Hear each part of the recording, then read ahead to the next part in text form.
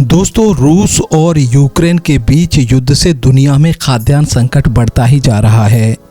ये संकट न सिर्फ मध्य एशिया बल्कि यूरोप में भी बढ़ रहा है। सबसे ज़्यादा संकट मध्य एशियाई देशों में गेहूं की कमी के कारण भाव आसमान छू रहे हैं। रूस और यूक्रेन दुनिया का 30% गेहूं दुनिया को सप्लाई करते हैं।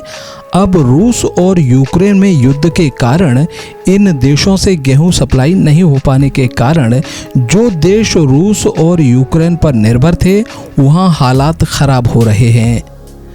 अब ये देश भारत से गुहार लगा रहे हैं और दोस्तों, भारत के पास इस समय बहुत बड़ा गेहूं का स्टॉक पड़ा है।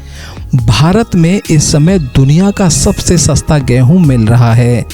इसीलिए मध्य एशिया, पूर्वी एशिया और यूरोप के देश भारत से गेहूं मांग रहे हैं। कुछ देशों को तो भारत पहले से ही गेहूं निर्यात कर रहा है। और सबसे बड़ी बात तो यह है दोस्तों, भारत के कट्टर दुश्मन टर्की ने भारत से 50,000 टन गेहूं की मांग की है। दोस्तों, पाकिस्तान को सपोर्ट करने वाला टर्की आज खाद्यान्न संकट से जूझ रहा है और उसने दुनिया भर में गेहूं के लिए इनक्वायरी कर ली। जब कहीं पर गेहूं नहीं मिला तो भारत के सामने कटोरा लेकर खड़ा हो गया है और भारत टर्की को गेहूं दे भी देगा, क्योंकि भारत संकट में हमेशा सभी की मदद करता रहा है, चाहे दुश्मन ही क्यों ना हो। पर टर्की के हालात सुधर जाने पर टर्की भूल जाएगा कि भारत ने संकट के समय इनके मुंह में अन्न का दाना डाला था। भारत ने इंडोनेशिया को भी गेहूं भेजा है, जिसने हमें खाद्य तेल देने से मना कर दिया था।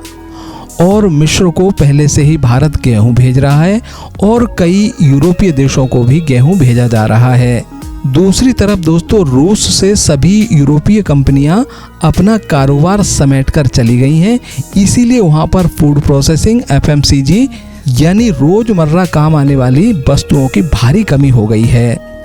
रूस के अनुरोध पर भारतीय कंपनियों ने रूस के मार्केट को FMCG सामान भेजकर रूस को बहुत बड़े संकट से बचा लिया है। और दोस्तों, इन दिनों चाइना में भी खाद्यान्न की कमी होती जा रही है।